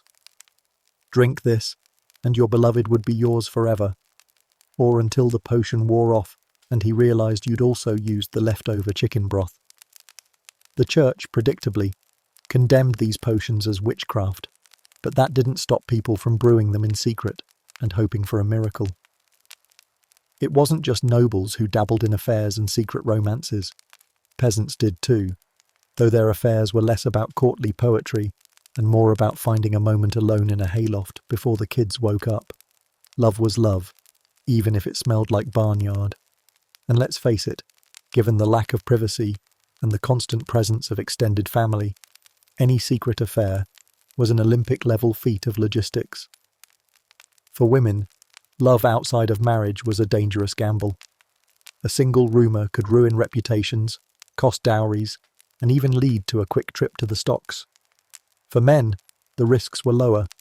Society tended to look the other way, especially if you had money or a title. But for everyone, love was a force that defied the neat lines drawn by family, law, and church. So yes, love happened. Messy, forbidden, passionate, and often tragic. It flourished in whispered corners, in hastily scribbled letters, and in the heartbeats of people who dared to believe that marriage could be about more than duty. Love was the forbidden fruit of the medieval orchard, sweet, dangerous, and absolutely irresistible. So the next time someone tells you that medieval marriage was all business and no romance, remind them that even in a world of property contracts and holy traps, love found a way, through troubadours' songs, lovers' glances, and the occasional ill-advised trip to the hayloft. Raise your goblet to those who risked it all for passion in a world that was built to deny it. And if you hear lute music in the distance, hide your cousin. There's a troubadour coming. But let's not get too swept away by romance, because after the last stolen kiss and secret love song, there was the daily grind of marriage, cooking, cleaning, and figuring out how to survive each other without resorting to murder. Welcome to domestic bliss, medieval style, a place where the phrase happily ever after is just a polite way of saying, congratulations, you're now stuck with each other in a smoky, lice-infested hut until one of you dies. If you thought marriage was the finish line, think again. This is where the real fun begins. Daily chores, meal prep, child rearing, and the constant challenge of not murdering your spouse with the pointy end of a soup spoon. Let's start with the kitchen, if you could call it that. Medieval kitchens were less Martha Stewart and more Survivor Peasant edition. Most homes had a single hearth for cooking, heating, and occasionally setting the place on fire. The smoke from that hearth had two jobs: blacken every surface within 5 feet and serve as the household's unofficial perfume. Imagine every meal flavoured with the delicate aroma of burning straw, wet dog, and last night's goat stew. Because guess what? Ventilation was a luxury, and your lungs were on their own. Cooking itself was an exercise in patience, creativity, and a robust immune system. Ingredients? Whatever you could grow, barter, or, if you were desperate, steal from the neighbour's garden. On a good day, you might have bread, hard enough to double as a weapon, pottage, the medieval mystery stew that evolved over generations, and maybe some dried fish that smelled like it died twice. On a bad day, it was pottage, again, and a few suspicious-looking turnips. Spices were rare and expensive. Salt was precious enough to keep under lock and key. For most, dinner was a culinary challenge best described as gruel with occasional lumps. But it wasn't all about cooking. Oh no, the domestic to-do list was long enough to make any medieval housewife weep into her homespun apron. Cleaning, for starters, was a never-ending battle against dirt that somehow multiplied overnight. Floors were usually dirt themselves, and sweeping just moved the filth from one corner to another. Beds had to be aired, by which I mean you shook the fleas out and hoped the mattress didn't fall apart. Laundry? Good luck. That meant hauling water from a stream, boiling it over an open fire, scrubbing with ashes or lye, and then praying the whole thing didn't disintegrate before you could wear it again. Then there was child rearing, a full-time job with none of the perks. Kids were expected to start working as soon as they could walk upright. Boys might help in the fields, while girls learned the fine art of spinning, cooking, and pretending not to cry when the goat stole their lunch. There was no time for helicopter parenting. Survival was the priority, and discipline often involved a wooden spoon and a lecture that doubled as a sermon. Let's not forget the lice, those uninvited guests who treated every medieval home like an all-you-can-eat buffet. Everyone had them. Nobles, peasants, priests. Your best hope was to comb them out occasionally, pick them off each other like monkeys, and pray they didn't crawl back before dinner. Sharing lice was practically a family bonding activity. Think of it as medieval team building, minus the trust falls and plus the constant itching.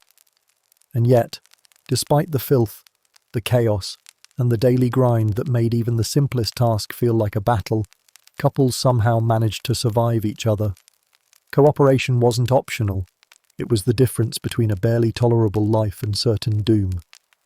Husbands and wives had to work together to keep the farm running, the hearth burning, and the children from wandering into the well. Medieval men might grumble about their wives nagging, but they depended on them for everything from food to clothing to basic human companionship. And medieval women, who were often up before dawn and still working long after the rooster gave up, relied on their husbands to keep the roof from leaking and the occasional bandit from stealing the cow. It was less date night and more battle buddies, but in a world where survival was the goal, that counted as romance. Of course, tolerance had its limits. Arguments happened. Sometimes they were about big things, like inheritance or accusations of infidelity. Other times, it was the small stuff. Why didn't you fix the roof? Why did you sell the last turnip to buy more mead? Why does the goat like you more than me? Domestic spats could escalate quickly. Medieval marriage counsellors, also known as the local priest, would advise patience, prayer, and the occasional public penance for the truly stubborn. Sleeping arrangements didn't help either. Remember that mattress stuffed with straw and suspicious lumps? You were sharing it with your spouse, your children, and any random relatives passing through. Privacy was a myth, and so was personal space. Every cough, every snore, every late-night fart was shared with the entire household. Nothing says marital bliss like a midnight conversation that starts with, "Did you just step on the chicken again?" But here's the wild part. Despite the daily grind, the endless chores, the lice, and the smell, people made it work. They found laughter in the small things. A baby's first steps, a successful harvest, a night without the roof leaking on their heads. They told stories by the fire, sang songs while working, and probably invented more than a few creative curses to get through the day. Sure, domestic life was a never-ending slog through mud, smoke, and goat dung, but it was also where the bonds of marriage were forged. Not in grand halls or at jousting tournaments, but in the shared struggles of everyday survival. It wasn't romantic, but it was real. And in a world where everything tried to kill you, real was good enough. So raise a mug of weak ale to the medieval couples who scraped by on hard bread and harder luck. To the wives who managed to feed a family with nothing but a pot of pottage and a prayer. To the husbands who kept the fields ploughed, the goats penned, and the occasional bandit at bay. And to the children who learned early that family meant sharing everything, lice included. Because in the end, domestic life wasn't about candlelit dinners and love notes. It was about surviving each other and finding a reason to smile through the smoke. And if your spouse didn't drive you mad, the in-laws certainly would. Let's meet the charming extended family, the ones who lived with you, judged you, and occasionally tried to kill you over a cow. Ah, medieval marriage. A grand celebration of two families joining forces, pooling resources, and immediately plotting each other's demise. If you thought the wedding feast was the end of the drama, think again. Because in the Middle Ages, marriage didn't just mean getting hitched to your beloved. It meant welcoming your new in-laws into your home, and your personal business. And if you thought one mother-in-law was bad, imagine living in a one-room hut with all of them. Let's start with the archetype, the mother-in-law. She's been the punchline of jokes since the dawn of time, and medieval Europe was no exception. Picture a woman whose job description included managing household affairs, doling out advice nobody asked for, and glaring at you every time you burned the pottage. She'd lived through hard times and harder winters, and she had the emotional range of a brick. She knew every superstition, every rumour, and every reason why your marriage was doomed from the start. She'd remind you, daily, how she ran this household for decades, and how her son never used to smell like that before you came along. Her preferred conversational tone was equal parts disapproval and apocalyptic prophecy. But she wasn't alone. Oh no. Medieval homes were a team sport. Brothers-in-law, sisters-in-law, cousins, uncles, aunts. Like a particularly clingy vine, they wrapped themselves around your domestic life, whether you wanted them there or not. Privacy was a modern luxury that hadn't been invented yet. Your bedroom was a corner of the main hall with a sheet strung up for modesty, if you were lucky. If not, you got to share your sleeping space with every relative, the neighbour's kid who'd wandered in, and the lice. Inheritance squabbles? Oh, they were the main course at every family gathering.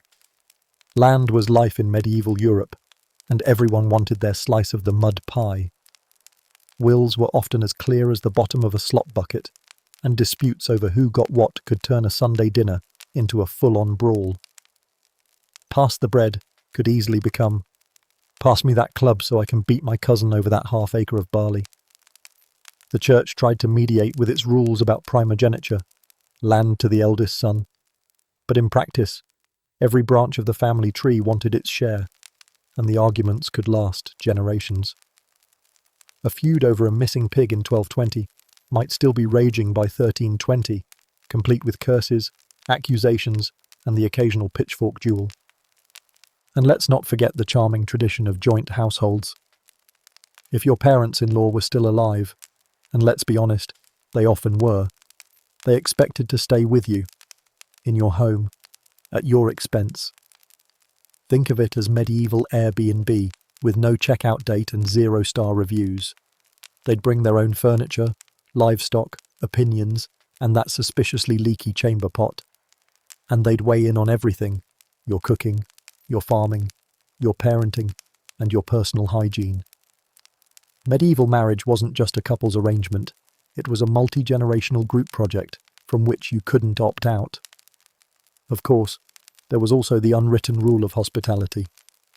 Medieval culture placed a huge emphasis on caring for family, no matter how grating their company.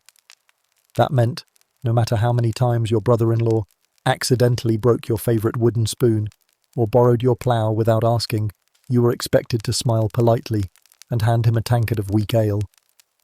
Because family unity was the glue that held the social order together, until it inevitably split at the seams over a goat that went missing 20 years ago.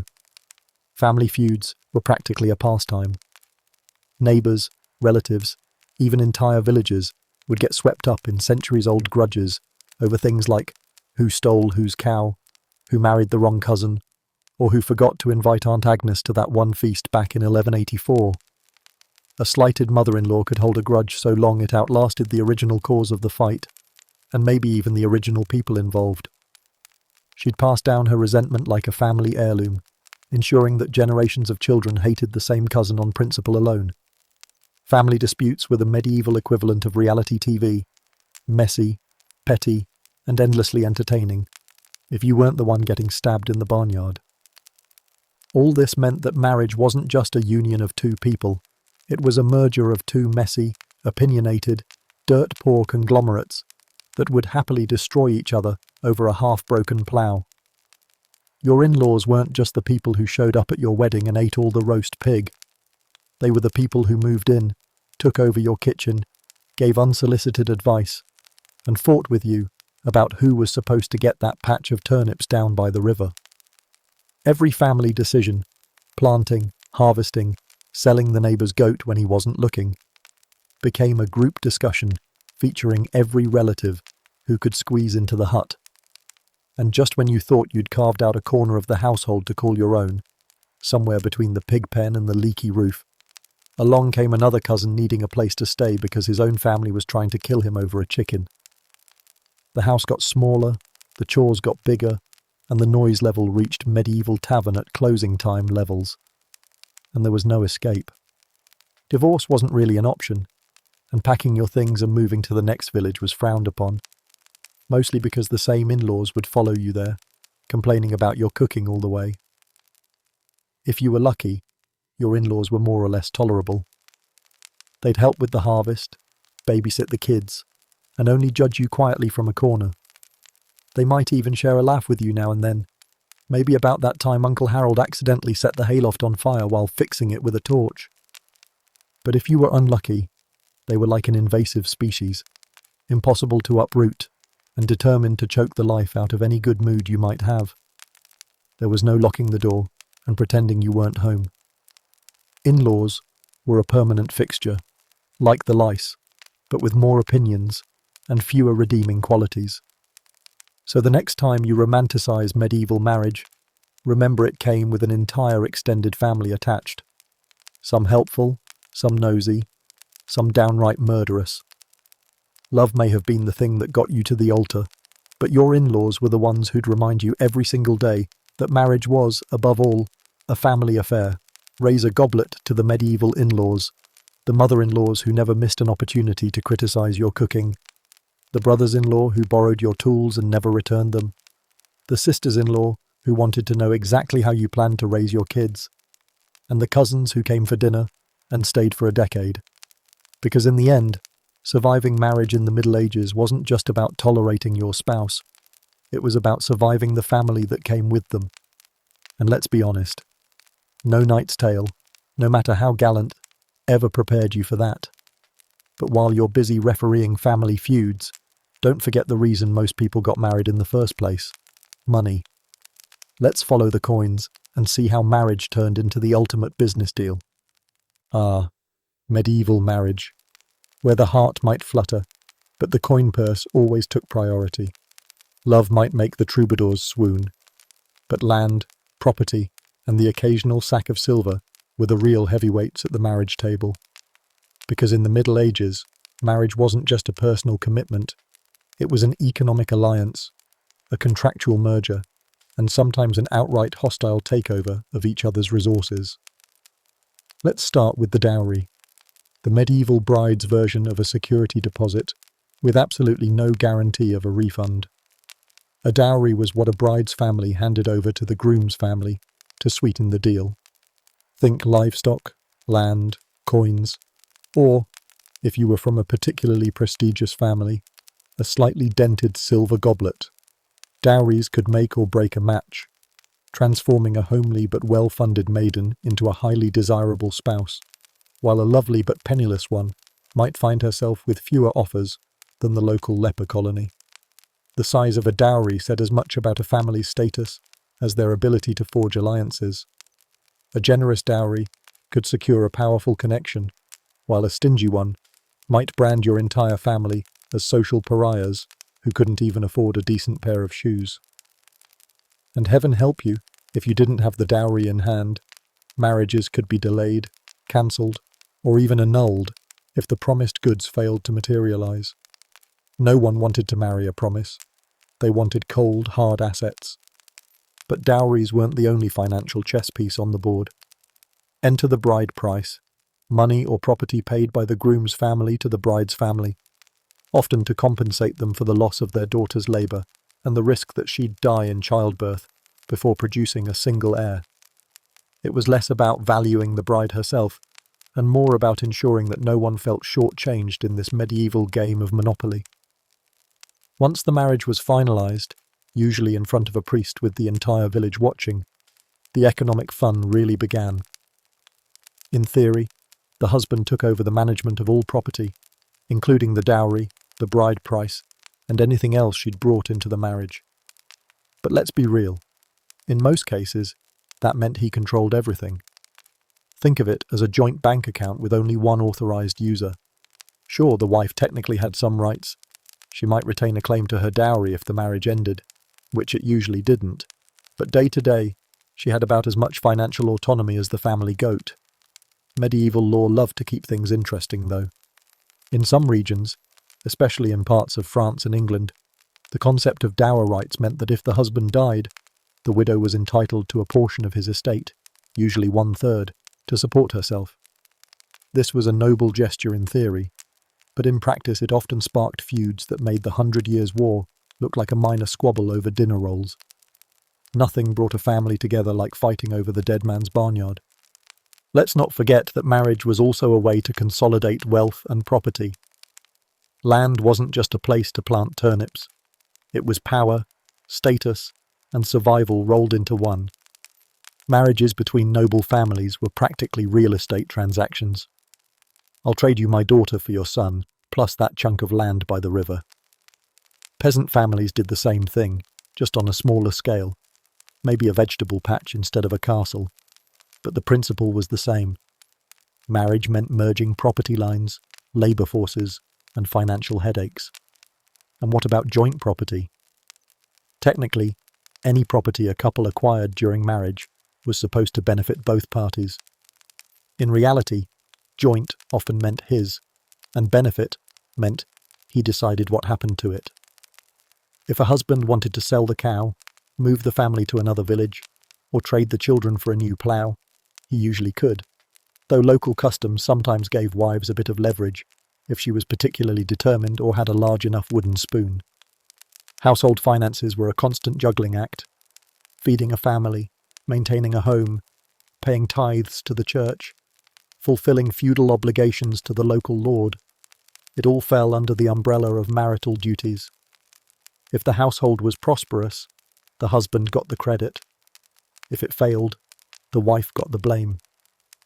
Medieval marriage was the ultimate team sport, where only one player got to hold the ball.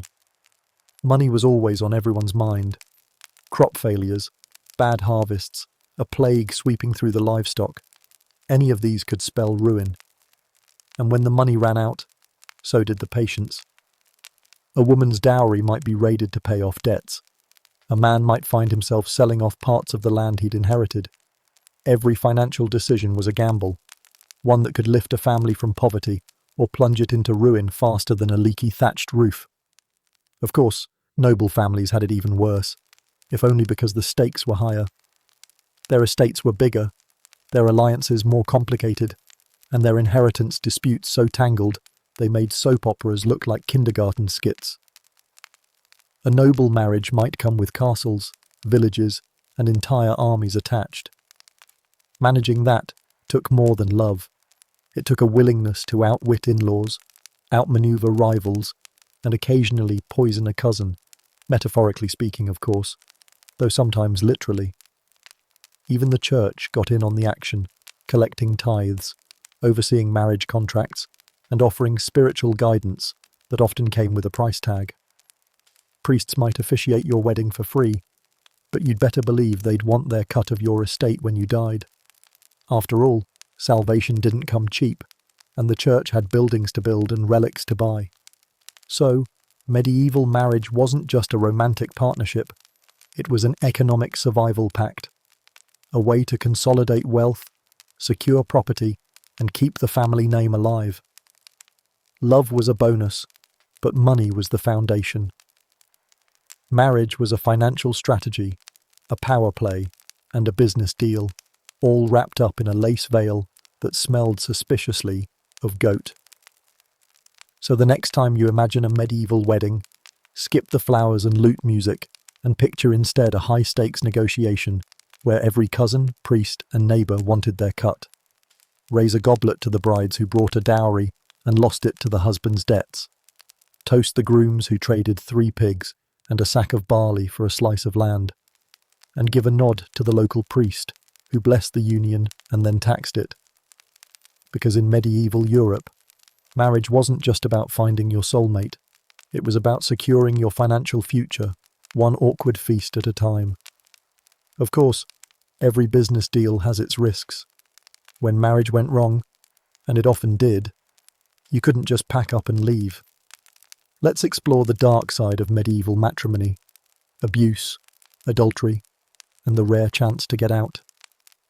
It's easy to romanticize medieval marriage with all its castles, feasts, and lute music, until you remember that sometimes it went spectacularly, tragically, and horrifyingly wrong. Because let's face it, the Middle Ages weren't known for their progressive takes on domestic bliss. When marriage soured, which it often did, options for escape were about as scarce as soap in the communal bath. Let's dive into the delightful world of abuse, infidelity, and the legal equivalent of a medieval exit sign: annulments, when you could get one. First up, domestic abuse. It wasn't just common, it was practically institutionalized. Medieval society treated wives like property with a pulse, and a husband's right to correct his wife was as accepted as his right to eat dinner. The law even helpfully codified the rule of thumb, not the charming measurement guide you think it is, but the cheerful legal principle that a husband could beat his wife with a stick no thicker than his thumb. Because nothing says romance like a marital aid that doubles as a bludgeon. Courts rarely intervened, unless the violence was so extreme it risked killing the wife before she could produce enough heirs.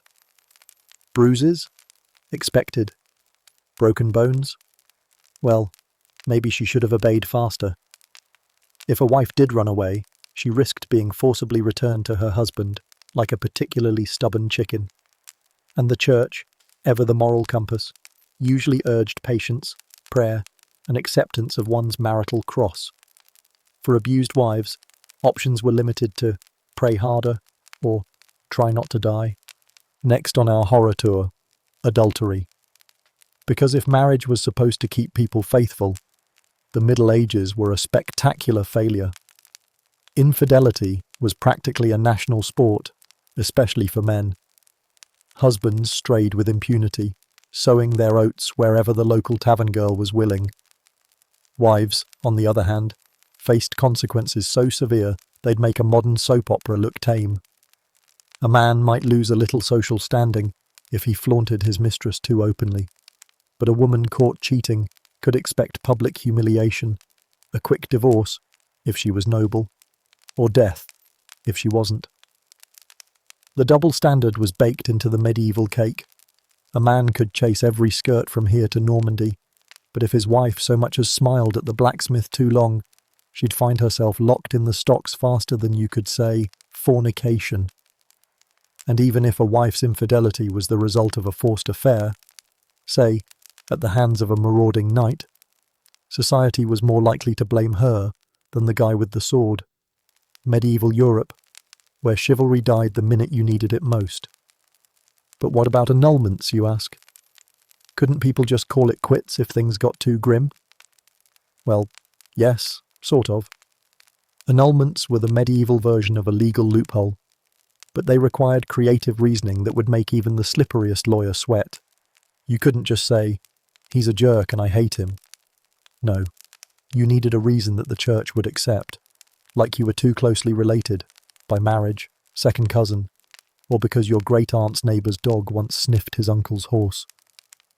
Other acceptable excuses included pre-contract, he was already promised to someone else, impotence, always a fun courtroom discussion, or that one of you was already married when you tied the knot. Adultery? Only if you were a man seeking to ditch your wife. A woman's plea usually hit a wall faster than a medieval jouster who forgot his helmet. And even then, proving any of these required witnesses, documents, or a miracle, sometimes literally. For most people, divorce was about as accessible as a private castle with a working toilet. The church made sure marriage was indissoluble, meaning once you're in, like a bad trade at the market. Separations did exist, but were usually temporary and conditional. Even then, a separated wife was often forced to live in the same community, facing daily judgment from neighbours who'd seen her wedding feast and now wanted the scandalous details. And let's not forget the truly tragic cases where the only escape from an abusive, faithless, or downright monstrous spouse was death, either natural, accidental, or suspiciously convenient. Poison, dagger, or falling down the stairs were sometimes the only exits available. Occasionally, a desperate wife might flee to a convent, hoping the holy sisters would take her in. Sometimes they did, though her husband could show up demanding her return, because, property rights. For noble families, things got even more complicated. A bad marriage could mean political disaster. A wife who failed to produce an heir was a liability, and a husband who beat his wife so badly she couldn't bear children might find himself the subject of scandal, though rarely of punishment. Affairs among the nobility were often overlooked, especially if they didn't interfere with alliances and property transfers. But if an affair threatened inheritance lines or political stability, cue the torches and pitchforks, or at least a strongly worded letter from the local bishop. Even when annulments were granted, they were rarely about protecting the innocent party. More often, they were a convenient way to rearrange political alliances. A nobleman might decide his wife was suddenly too closely related after discovering her dowry was smaller than advertised. A king might decide his marriage was invalid because he wanted to marry someone with a bigger army. The church usually played along, as long as it got its cut of the inheritance or a new monastery out of the deal. Of course, let's not forget the all-important public humiliation factor. Trials for adultery or annulment hearings were public affairs, with crowds eager to hear every sordid detail. Did you hear Lady Marjorie's husband claim she's a witch and also married her second cousin's uncle's dog? Nothing drew a crowd faster than a scandal, and nothing ruined a reputation faster than the wrong side of an annulment decree. So the next time someone waxes poetic about the romance of medieval marriage, remind them that sometimes it ended with a husband's stick, a wife's tears, and a priest who'd rather pray than intervene. Annulments were a legal labyrinth designed to trap the unlucky and enrich the lawyers and the church, while offering little relief to the truly desperate. And divorce? Forget it. You'd have better luck finding a unicorn in the village well. Raise a goblet to the survivors of medieval matrimony, those who endured the bruises, the betrayals, and the endless prayers for patience. Because for many, the only vow that really mattered was, "Until death do us part." And sometimes, death was the only way out. And now, at the bitter end, we face the final truth. Medieval marriage was a one-way street with no exit but the grave. Let's look at why "till death do us part" was less of a vow and more of a survival strategy. After trudging through all the feasts, fleas, in-laws, dowries, church decrees, and enough drama to fill 1,000 stained glass windows, let's bring it all together and face the grim reality. Marriage in the Middle Ages wasn't just a commitment. It was a lifetime sentence, no parole, no early release, and no conjugal visits with someone else. Once you were in, till death, and sometimes beyond, if the priest had anything to say about it. Let's be clear. Medieval marriage wasn't built on love. It was built on survival. Of families, of alliances, of property lines that held more value than your average peasant's entire wardrobe. Love was a delightful accident that occasionally happened, like stumbling across a dry bed of straw that wasn't infested with fleas. Mostly, marriage was about duty, to your family, to your lord, to your church, and occasionally, if you were really lucky, to your spouse. You might think, surely they had some way to escape. But in medieval Europe, marriage was about as escapable as a locked iron maiden. Divorce simply wasn't a thing for the average medieval couple, unless you were royalty with enough political pull to bribe the Pope, in which case you might manage an annulment with all the subtlety of a kingdom-shaking scandal. For the rest of humanity, the options for getting out of a marriage ranged from bad to worse. Bad, staying in a miserable, often violent, sometimes soul-crushing arrangement because the church said so. Worse, dying, because that's the only way the contract ended. Worst, getting accused of adultery or witchcraft, then being executed for it. No matter how many bruises you bore, how many times your husband cheated with the neighbour's daughter, or how often your mother-in-law judged you for undercooking the pottage, the church's answer was always the same. Endure it. Pray for patience. Offer it up to God. Because marriage was a sacred union, and splitting it up, just because you were miserable, would, apparently, bring down the wrath of heaven. The church was unyielding in its conviction that marriage was forever. What God has joined together, let no man put asunder. They took that quite literally. Even the idea of separation was a sticky mess. Legally, you might get a separation from bed and board if things got really bad, like your husband beat you with a stick thicker than his thumb, or your wife tried to poison you with spoiled cabbage. But even then, you weren't free to remarry. You were still stuck, like a ghost haunting the ruins of your own wedding vows. Women had it especially rough. Their bodies were considered family property, their choices limited to marry who we say, or join a convent and hope no one accuses you of witchcraft. And once married, they were expected to produce heirs, manage the household, and endure everything from lice infestations to the occasional domestic beating, always with a humble smile. The idea that a woman could leave a husband for being a vile human being was about as realistic as finding a unicorn that baked bread. Men didn't exactly get a free pass either. Sure, they had more freedom, like cheating without too many consequences, but they were also stuck. A man who wanted out of his marriage had to get creative. Maybe his wife was too closely related, conveniently discovered after she'd produced 3 kids. Maybe she was a secret nun. Maybe she was actually his second cousin twice removed. And that was suddenly a big deal. It took lawyers, priests, and enough paperwork to build a new cathedral. And even then, the church might just laugh and say, "Nice try." And let's not even talk about the everyday realities of being stuck together forever. You shared everything. Your bed, your meals, your lice, your farm chores, your chamber pot, your extended family, and your questionable medieval hygiene. There was no escape from the snoring, the complaining, the gossip, or the goat that kept sneaking into the kitchen. It was the ultimate "till death do us part" challenge, where death was sometimes the only mercy. Even for the highborn, marriage was a trap. Alliances sealed with vows couldn't be broken without endangering entire kingdoms. A king who wanted to ditch his wife had to face the wrath of the Pope, his own nobles, and possibly the neighbouring kingdom, whose princess he'd just jilted. One wrong move, and you could spark a war. Imagine that. A war over who slept in the wrong bed.